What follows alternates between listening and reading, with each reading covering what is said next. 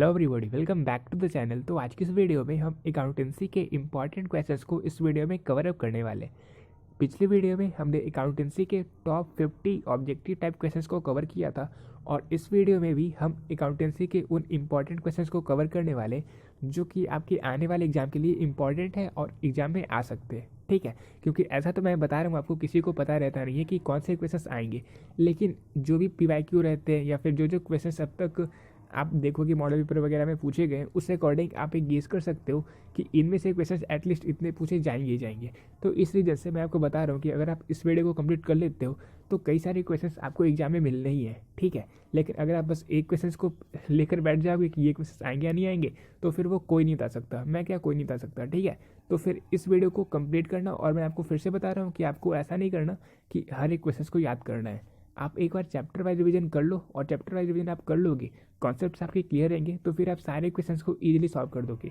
समझो आप उनकी प्रैक्टिस करते चल जाओगे, और जब प्रैक्टिस कर रहे हो तो 100 क्वेश्चंस, 2 क्वेश्चंस, 300 क्वेश्चंस, कितने भी क्वेश्चंस हो, आपको किसी भी क्वेश्चंस को याद करने की जरूरत पड़ेगी ही नहीं। ठीक है, क्योंकि नहीं तो आप बस प्रैक्टिस कर रहे हो, आप बस सही आंसर बताते जा रहे हो। तो इस रीजन से एक बार अपने कॉन्सेप्ट को अच्छे से क्लियर कर लो। Chapter wise revision video already upload है, उन्हें कंप्लीट कर लो, और फिर इन सारे PYQ को अच्छे से सॉल्व कर लो। जितने भी मैं आपको इंपॉर्टेंट ऑब्जेक्टिव की वीडियो अपलोड कर रहा हूँ, उन सारे को अच्छे से प्रैक्टिस कर लो। ठीक है, फिर एग्जाम में चाहे कोई भी क्वेश्चंस पूछा जाए, आप सारे क्वेश्चंस को इजीली सॉल्व करके आओगे, और आपको ऐसा लगेगा कि जितने क्वेश्चंस आपके पेपर में पूछे जा रहे हैं, वे सारे क्वेश्चंस को तो आपने ऑलरेडी पहले ही सॉल्व कर रखा है। ठीक है, इस रीजन से मैं इन सारे ऑब्जेक्टिव को आपके लिए लेकर आया हूँ। तो देखो, पिछली वीडियो में हमने 50 क्वेश्चंस को कवर कर लिया था। इस वीडियो में हम 51 से 100 तक के क्वेश्चंस को कवर करेंगे। स्टार्ट करते इस वीडियो को। क्वेश्चन 51 है, फीचर ऑफ कंपनीज। तो मैंने पार्ट बी के फर्स्ट चैप्टर में आपको बताया था कि कंपनी के कई सारे फीचर होते हैं, जैसे artificial person, common seal, limited liability, perpetual succession, मतलब ये सारे फीचर थे कंपनी के। इस रीजन से 51 नंबर क्वेश्चन का आंसर क्या हो जाएगा? बड़ा ही इजी सा क्वेश्चन है, इसका आंसर हो जाएगा ऑप्शन नंबर डी, यानी कि ये सभी फीचर होते हैं कंपनी के। ठीक है, इसके अलावा क्वेश्चन नंबर 52 है, टाइप्स ऑफ शेयर आर। तो उसी चैप्टर में मैंने आपको बताया था कि शेयर दो टाइप के होते हैं, एक होता है हमारा इक्विटी शेयर और दूसरा होता है प्रेफरेंस शेयर। तो बताओ शेयर कितने टाइप के हुए? सिंपल सा क्वेश्चन ये भी है, इसका आंसर हो जाएगा ऑप्शन नंबर ए, यानी कि 2, शेयर दो टाइप के होते हैं। अब देखो 53 नंबर क्वेश्चन है, अंशों को बट्टे पर निर्गमित नहीं किया जा सकता है, यानी कि shares can not be issued at discount. तो ये किस सेक्शन में कहा गया है? मैंने आपको पहले बताया था कि शेयर को प्रीमियम पर इशू किया जा सकता है, ये सेक्शन 52 में दिया हुआ है। वही शेयर को डिस्काउंट पर इशू नहीं किया जा सकता, ये दिया हुआ है सेक्शन 53 में। ठीक है, यानी कि 53 नंबर क्वेश्चन का आंसर हो जाएगा option number A, that is 53। ठीक है, तो फिर कॉन्सेप्ट क्लियर रहेंगे। तो फिर अगर आपको पता है कि प्रीमियम 52 में, सेक्शन 52 में प्रीमियम के बारे में दिया हुआ था, तो फिर उसके नेक्स्ट सेक्शन में ही शेयर के बारे में दिया हुआ रहेगा। तो जो डिस्काउंट है वो 53 में दिया हुआ है, मतलब अगर आप रिलेट भी कर दोगे तो फिर आप आंसर कर सकते हो। ठीक है, फिर देखो 54 नंबर क्वेश्चन है, example of a not profit organisation. तो ये तो एक फेमस कंपनी है जो कि बुक को पब्लिश करती है, वो है SPPD पब्लिकेशन। इसके अलावा गुप्ता ट्रेडिंग कंपनी। तो आप इन दोनों को देखोगे तो ये दोनों अपने प्रॉफिट को अर्न करने के लिए ही काम कर रहे हैं, लेकिन जो मेडिकल कॉलेज होता है वो सर्विस प्रोवाइड करने के लिए कार्य करता है। ठीक है, तो फिर इसलिए 54 नंबर क्वेश्चन का आंसर हो जाएगा option number C, that is SN medical college जो है वो नॉट फॉर प्रॉफिट ऑर्गेनाइजेशन का एग्जाम्पल है। इनका मेन मोटिव अपने मेंबर्स को या पब्लिक को सर्विस प्रोवाइड करना है, ना कि प्रॉफिट अर्न करना। अब देखो 55 नंबर क्वेश्चन है, in the absence of the partnership deed partners is not entitle to receive. तो अगर पार्टनरशिप डीड नहीं बनाया गया है पार्टनर्स के द्वारा, जो पार्टनरशिप फर्म में है, तो फिर पार्टनर्स को इनमें से कौन सी चीज़ें नहीं मिल सकती? तो अगर पार्टनरशिप डीड में मतलब कुछ भी मेंशन नहीं है या फिर पार्टनरशिप डीड को नहीं बनाया गया, तो उस केस में ना ही कैपिटल पर इंटरेस्ट मिलेगा, ना ही सैलरी मिलने वाला है पार्टनर्स को, और ना ही उन्हें कमीशन मिलने वाला है।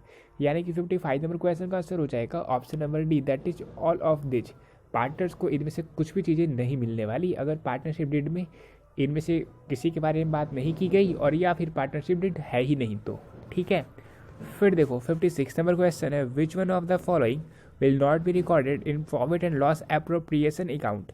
तो profit and loss appropriation account में हम उन चीज़ों को रिकॉर्ड करते हैं जो कि पार्टनर्स को डिस्ट्रीब्यूट की जाती है, मतलब जो पार्टनर से रिलेटेड होते हैं।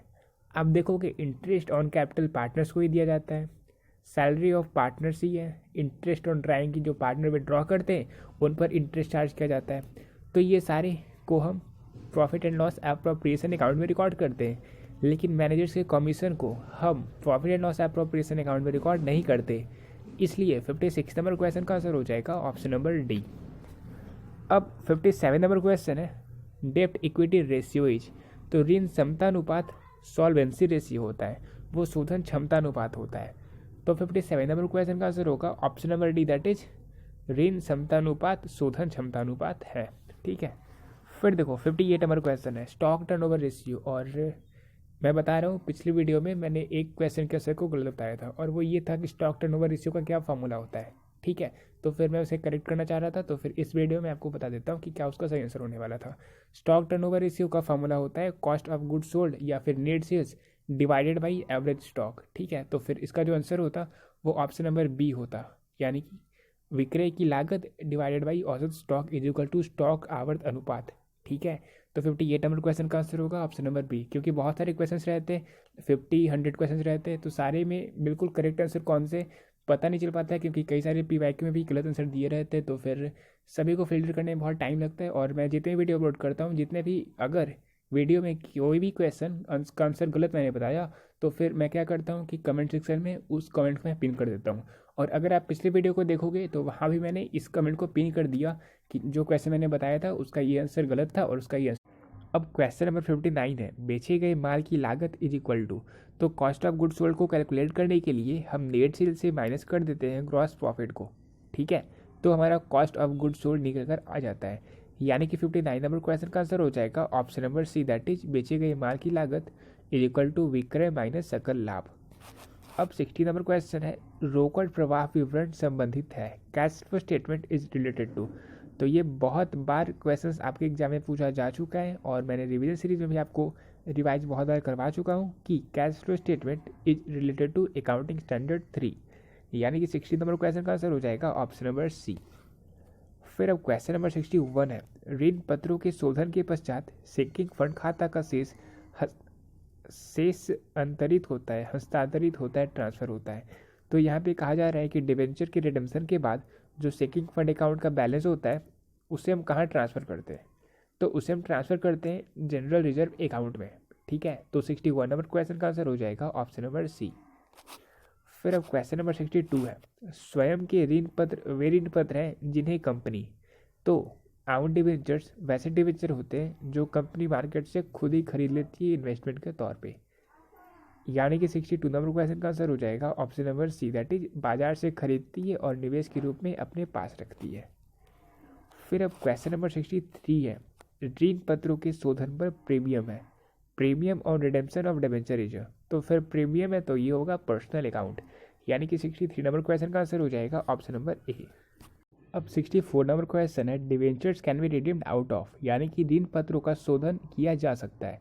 तो ये क्वेश्चन कई बार आपके एग्जाम में पूछा जा चुका है, और इसका आंसर भी मैंने आपको कई बार बता रखा है। डिवेंचर्स को प्रॉफिट, कैपिटल, प्रोविजन इन तीनों से रिडीम किया जा सकता है, और ये क्वेश्चन आपके एग्जाम में सब्जेक्टिव में भी पूछा जाता है। ठीक है, तो इसका आंसर हो जाएगा ऑप्शन नंबर डी, यानी कि ऑल ऑफ दिस, इनमें से सभी। फिर अब 65 नंबर क्वेश्चन है ऋण पत्रों के शोधन पर प्रीमियम खाता है, premium on redemption of debenture अकाउंटेज। तो प्रीमियम जो होता है रिडेम्पशन ऑफ डिबेंचर अकाउंट में, ये होता है हमारे लिए लायबिलिटी, यानी कि 65 नंबर क्वेश्चन का आंसर हो जाएगा option number C, that is दायित्व। फिर अब 66 नंबर क्वेश्चन है premium on redemption of debenture is generally provided at the time of, तो जब डिबेंचर को इशू किया जाता है तो उस टाइम ही प्रीमियम प्रोवाइड किया जाता है, इसलिए क्वेश्चन नंबर 66 का आंसर हो जाएगा ऑप्शन नंबर ए। फिर अब क्वेश्चन नंबर 67 है शोधन कोष विनियोग है sinking fund investment is an, तो जो हमारा सिंकिंग फंड इन्वेस्टमेंट होता है वो हमारे लिए एक एसेट होता है, यानी कि 67 नंबर क्वेश्चन का आंसर हो जाएगा ऑप्शन नंबर सी। फिर अब 68 नंबर क्वेश्चन है एक कंपनी ने प्रत्येक 100 रुपये वाले 1000 12% ऋण पत्रों को 10% प्रीमियम पर निर्गमित किया है, तो 12% है, यानी कि a company issued 1000 12% debentures of ₹100 each eight 10% premium. तो यहाँ पे जो 12% है उसका क्या अर्थ है, तो इसका अर्थ है कि उस पर 12% का रेट ऑफ इंटरेस्ट प्रोवाइड किया गया, यानी कि 68 नंबर क्वेश्चन का आंसर हो जाएगा ऑप्शन नंबर सी। ठीक है, डिवेंचर पर इंटरेस्ट प्रोवाइड किया जाता है। फिर अब 69 नंबर क्वेश्चन है, league asset should be treated as. तो ये तो हमने एनपीओ के चैप्टर में पढ़ा है, जो लेगेसी होती है उससे हम अपने एनपीओ में दायित्व मानते हैं, उसे हम लायबिलिटी मानते हैं, और इसी रीज़न से ही उसे हम बैलेंस शीट के लायबिलिटी साइड में शो करते हैं। ठीक है, तो 69 नंबर क्वेश्चन का आंसर हो जाएगा ऑप्शन नंबर ए। अब 70 नंबर क्वेश्चन है, आय व्यय खाता बनाया जाता है, income and expenditure account is prepared. तो income and expenditure account, receipt and payment account, इन सभी को बनाया जाता है एनपीओ के द्वारा, नॉट फॉर प्रॉफिट ऑर्गेनाइजेशन के द्वारा। तो 70 नंबर क्वेश्चन का आंसर हो जाएगा option number C, that is लाभ ना कमाने वाली संस्थाओं के द्वारा आय व्यय खाता बनाया जाता है। 71 नंबर क्वेश्चन है, चंदे को दिखाया जाता है, आउटस्टैंडिंग सब्सक्रिप्शन आर सॉन इन। तो जो हमारे आउटस्टैंडिंग सब्सक्रिप्शन होते हैं वो हमारे लिए एसेट होते हैं, तो उन्हें हम एसेट साइड में शो करते हैं उन्हें हम संपत्ति भाग में। 72 नंबर क्वेश्चन है, आय व्यय खाता होता है। तो ये सारे एनपीओ से ही पूछे जा रहे हैं। जो इनकम एंड एक्सपेंडिचर अकाउंट होता है, नाम ही देख रहे हो आप, वहाँ पे इनकम और एक्सपेंडिचर की बात की गई है, तो हो ना हो ये हमारा नॉमिनल अकाउंट ही होगा, यानी कि 72 नंबर क्वेश्चन का आंसर हो जाएगा option number C, that is नाममात्र खाता। अब 73 नंबर क्वेश्चन है, यदि स्पष्टता कुछ ना दिया हो तो प्रवेश शुल्क को माना जाता है। तो ये क्वेश्चन भी एग्जाम में कई बार पूछा जा चुका है कि अगर कुछ भी अलग से ना दिया हो तो जो इंटरेस्ट फी होता है वो उसे हम रेवेन्यू इनकम की तरह ट्रीट करते हैं। तो 73 नंबर क्वेश्चन का आंसर हो जाएगा ऑप्शन नंबर बी।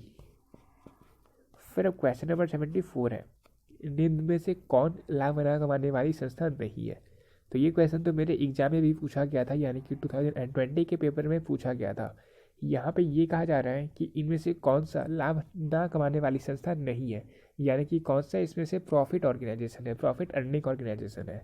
तो कॉलेज, स्पोर्ट्स क्लब, हॉस्पिटल, ये सारे एनपीओ के ही फॉर्म होते हैं, लेकिन जो मारुति उद्योग है उनका जो इंटेंशन होता है वो प्रॉफिट अर्न करना होता है, यानी कि 74 नंबर क्वेश्चन का आंसर हो जाएगा ऑप्शन नंबर सी।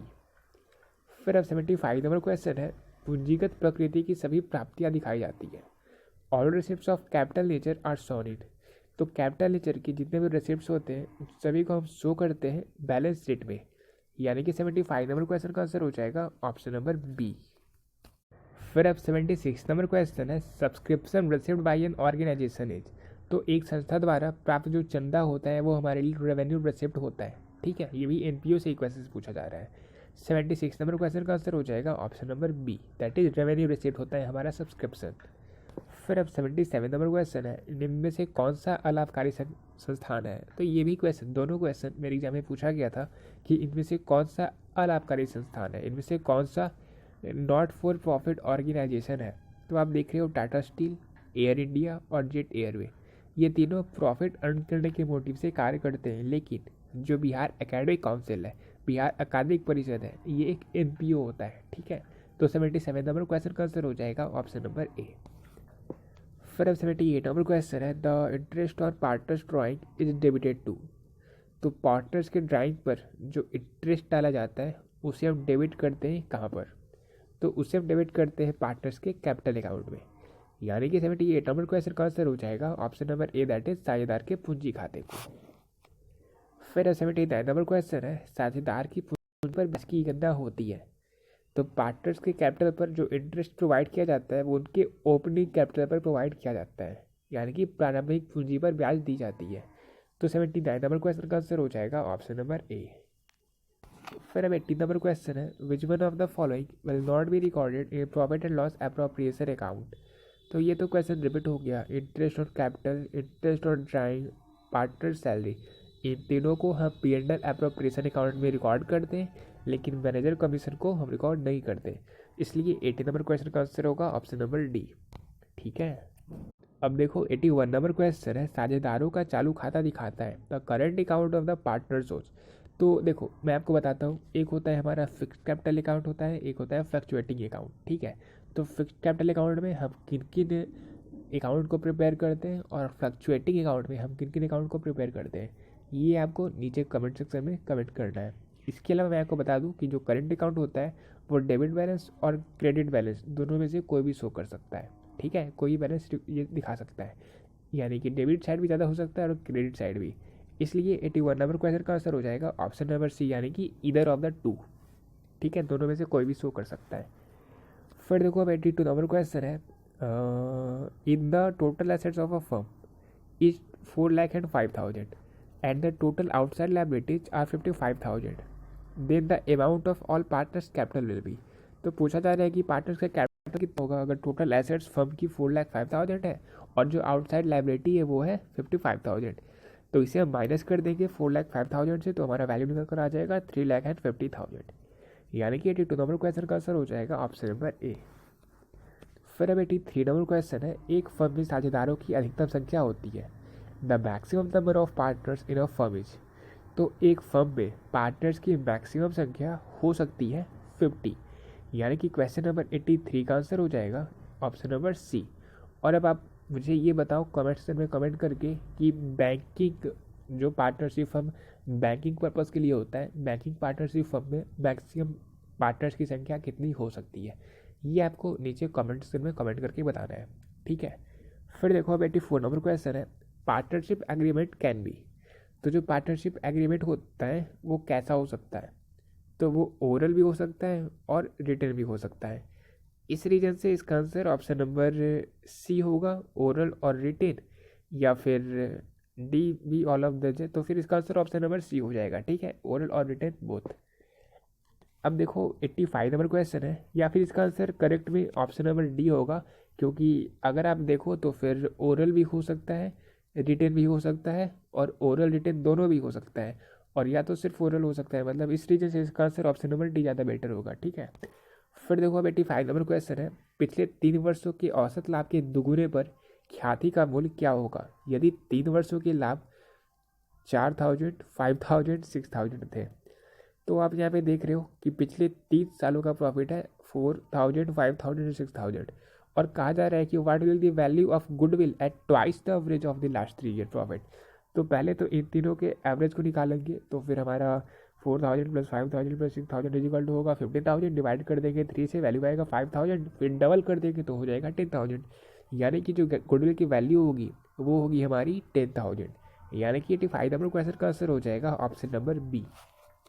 फिर 86 नंबर क्वेश्चन है, the valuation of goodwill is not necessary in sole trading. तो गुडविल को वैल्यू करना कहाँ पे इम्पॉर्टेंट नहीं होता, तो जब हम फर्म को सेल करते हैं तो गुडविल की जो वैल्यू होती है वो इम्पॉर्टेंट होती है, ठीक है, क्योंकि उससे हम अनुमान लगाते हैं कि हमें गुडविल के कितने पैसे मिलेंगे। इसके अलावा जब हम पार्टनर बनाते हैं, किसी पार्टनर को एडमिट करते हैं, तो भी हम गुडविल को कैलकुलेट करते हैं ताकि वो हमें प्रीमियम की राशि पे करे, जिसे हम अपने सैक्रिफाइसिंग रेशियो में प्राप्त करें। इसके अलावा जब हम एसेट्स को एस्टिमेट करते हैं तो उस टाइम भी हम गुडविल को कैलकुलेट कर लेते हैं, वैल्यू कर लेते हैं। लेकिन जब फर्म को हम समाप्ति कर रहे हैं तो फिर गुडविल कैलकुलेट करने का क्या ही फ़ायदा है, अब तो फर्म समाप्ति होने वाला है, ठीक है। इस रीजन से इस क्वेश्चन का आंसर हो जाएगा ऑप्शन नंबर डी, यानी कि on closing the firm valuation of goodwill is not necessary in sole trading. अब 87 नंबर क्वेश्चन है, डैश की प्रकृति की ख्याति का स्तर उच्च होता है, goodwill of dash nature has high level. तो गुडविल के कई नेचर होते हैं, जैसे dog nature goodwill, cat nature goodwill, इसके अलावा rabbit nature goodwill, rat nature goodwill, ठीक है। तो जिसकी सबसे हाई लेवल होती है वो होती है कुत्ते की, यानी कि डॉग की। तो 87 नंबर क्वेश्चन का आंसर हो जाएगा ऑप्शन नंबर बी। फिर अब 88 नंबर क्वेश्चन है, firm has earn exceptionally high profit from a contract which will not be renewed, in such a case the profit from this contract will not be included in first profit share of the partners. तो partners उन्हें profit को share तो करेंगे ही करेंगे। Second है calculation of the goodwill. तो यहाँ पे क्योंकि ये जो प्रॉफिट था वो एक्सेप्शनली मतलब अर्न किया गया, हाई प्रॉफिट अर्न किया गया कॉन्ट्रैक्ट पे बेसिस पे, जो कि रिन्यू नहीं किया जाता, तो फिर इस रीजन से इसे हम गुडविल के कैलकुलेशन में यूज नहीं करेंगे, इंक्लूड नहीं करेंगे। तो 88 नंबर क्वेश्चन का आंसर हो जाएगा ऑप्शन नंबर बी। फिर अब 89 नंबर क्वेश्चन है, goodwill is to be calculated at 1.5 years purchase of average profit of last 5 years. The firm earned profit during 3 years as 20,000, 18,000 and 9,000 and suffered loss of 2,000, 5,000 in the last 2 years. The amount of goodwill will be। तो थोड़ा सा calculation है, इसे आप कर लोगे, minus plus कर देना, तीनों सभी को ऐड करना और ये जो लॉस है वो माइनस हो जाएगा आपका, ठीक है। तो इस तरीके से आप गुडविल को कैलकुलेट करो और फिर कमेंट सेक्शन में कमेंट करो, मैं आपके आंसर को पिन कर दूंगा अगर आपका आंसर सही रहा तो, ठीक है। तो पहले एक बार अभी सॉल्व करो अभी के अभी, और सॉल्व करने के बाद जो आपका आंसर आया वो आप नीचे कमेंट सेक्शन में कमेंट करो। जिसका भी आंसर सही होगा मैं उस मैसेज को पिन कर दूंगा रिप्लाई करके, ठीक है। तो 89 नंबर क्वेश्चन का क्या आंसर होगा, इसका आंसर आपको नीचे कमेंट सेक्शन में कमेंट करना है। फिर अब 90 नंबर क्वेश्चन है, डैश की प्रकृति की ख्याति की क्षमता निम्न होती है, the capacity of nature of goodwill is low.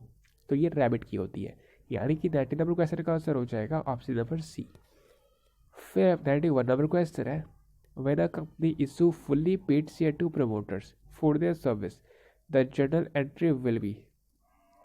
तो when a company issue fully paid share to promoters for their service, यानी कि जो कंपनी है वो अपने शेयर को प्रमोटर्स को प्रोवाइड करती है, प्रमोटर्स को देती है उनकी सर्विस के लिए। तो हम कौन से जर्नल एंट्री को करते हैं, तो हम यहाँ पे जो जर्नल एंट्री करते हैं वो होता है goodwill account debit to share capital account, यानी कि 91 नंबर क्वेश्चन का आंसर हो जाएगा ऑप्शन नंबर बी। अब 92 नंबर क्वेश्चन है, जब कंपनी प्रीमियम पर अंशों का निर्गमन करती है तो प्रीमियम की राशि कंपनी द्वारा प्राप्त की जा सकती है। तो जब भी कोई कंपनी अपने शेयर को प्रीमियम पर इशू करती है, जो प्रीमियम की राशि होती है वो या तो एप्लीकेशन मनी या अलॉटेड मनी और या फिर कॉस्ट पर भी मिल सकती है, ठीक है। तो इस रीजन से 92 नंबर क्वेश्चन का आंसर होगा option number D, that is उपरोक्त में से किसी भी के साथ मिल सकती है प्रीमियम की राशि। फिर 93 नंबर क्वेश्चन है, अंशों का ऐसा निर्गमन जो सार्वजनिक निर्गमन नहीं है बल्कि कुछ चुने हुए व्यक्तियों को निर्गमित किए जाते हैं कहलाता है। तो जब चुने हुए व्यक्तियों को ही प्रोवाइड किया जाता है उन्हें हम कहते हैं प्राइवेट प्लेसमेंट ऑफ शेयर। उन्हें पब्लिक ऑफर तो कह नहीं सकते क्योंकि पब्लिक के लिए तो वो होता नहीं है, इस रीजन से उन्हें कहते हैं private placement of share, that is अंशों की निजी व्यवस्था। तो 93 नंबर क्वेश्चन का आंसर हो जाएगा ऑप्शन नंबर बी। फिर 94 नंबर क्वेश्चन है, शेयर एप्लीकेशन अकाउंट इज। तो इस टाइप का जो अकाउंट होता है ना, शेयर एप्लीकेशन अकाउंट या फिर आप जो देख रहे हो प्रीमियम वाला, तो फिर ये सारे होते हैं पर्सनल अकाउंट, ये रिसीवर गिवर से जुड़े होते हैं। और आपने देखा है ये पर्सनल अकाउंट का गोल्डन रूल क्या है, debit the receiver credit the giver, ठीक है। तो 94 नंबर क्वेश्चन का आंसर हो जाएगा ऑप्शन नंबर ए। फिर 95 नंबर क्वेश्चन है, new company can not issue it share. तो जो नई कंपनी होती है वो अपने शेयर को डिस्काउंट पर इशू नहीं कर सकती, ये मैंने आपको पहले ही बता रखा था। और ये किस सेक्शन में दिया गया था ये आपको नीचे कमेंट में कमेंट नहीं करना, मैं आपको बता ही देता हूँ। सेक्शन 53 में कहा गया था, ठीक है, जो मैंने आपको ऑलरेडी पहले करवा दिया। तो 95 नंबर क्वेश्चन का आंसर हो जाएगा ऑप्शन नंबर ए। फिर अब 96 नंबर क्वेश्चन है, security premium can not be applied for. तो जो सिक्योरिटी प्रीमियम की राशि होती है उसे हम किसके लिए यूज नहीं कर सकते, तो उसे हम अपने मेंबर्स को डिविडेंड पे करने के लिए यूज नहीं करते, यानी कि 96 नंबर क्वेश्चन का आंसर हो जाएगा ऑप्शन नंबर ए। अब हमारा 97 नंबर क्वेश्चन है, the balance of discount on debenture is shown in the balance sheet on. ऋण पत्रों पर कटौती के शेष को हम कहाँ शो करते हैं आर्थिक चिट्ठे में, तो उन्हें हम शो करते हैं एसेट साइड में, यानी कि 97 नंबर क्वेश्चन का आंसर हो जाएगा option number A. 98 number question है, ऋण पत्रों के निर्गमन पर अधिलाभों को आर्थिक चिट्ठे में किस शीर्षक के अंतर्गत दिखाया जाता है, तो प्रीमियम और इश्यू और डिवेंचर को हम बैलेंस शीट के रिजर्व एंड सरप्लस हेड में शो करते हैं, यानी कि 98 नंबर क्वेश्चन का आंसर हो जाएगा ऑप्शन नंबर बी। फिर 99 नंबर क्वेश्चन है, प्रीमियम और इश्यू और debenture is a test for company. तो ये भी क्वेश्चन कई बार आपके प्रीवियस ईयर क्वेश्चन में पूछा जा चुका है, मैंने कई बार करवा रखा है। 99 नंबर क्वेश्चन का आंसर क्या होगा, इसका आंसर हो जाएगा ऑप्शन नंबर सी, यानी कि पूंजीगत लाभ। फिर देखो अब लास्ट क्वेश्चन है इस वीडियो का, और वो है क्वेश्चन नंबर 100। क्वेश्चन नंबर 100 है, ऋण पत्र पर ब्याज होता है तो डिवेंचर कैरी इंटरेस्ट एट। तो डिवेंचर पर कितना % का इंटरेस्ट दिया जाता है, तो वो एक फिक्स्ड रेट होता है, इंटरेस्ट का एक फिक्स्ड रेट होता है, ठीक है। इसलिए इसका आंसर हो जाएगा ऑप्शन नंबर सी, यानी कि निश्चित दर पर ऋण पत्र पर ब्याज दिया जाता है।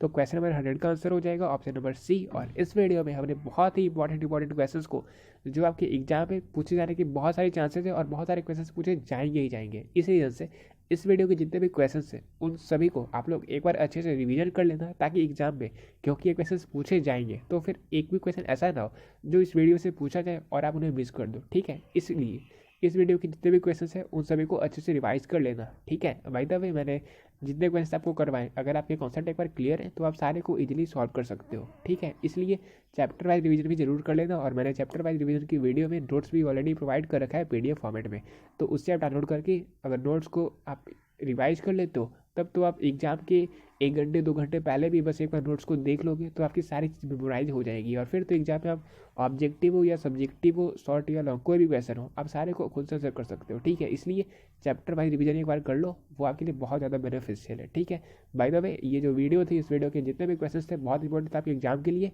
और यहाँ हमने उन सारे क्वेश्चन को कवर किया। तो मिलते हैं और नेक्स्ट वीडियो में, तब तक के लिए पैसा आउट।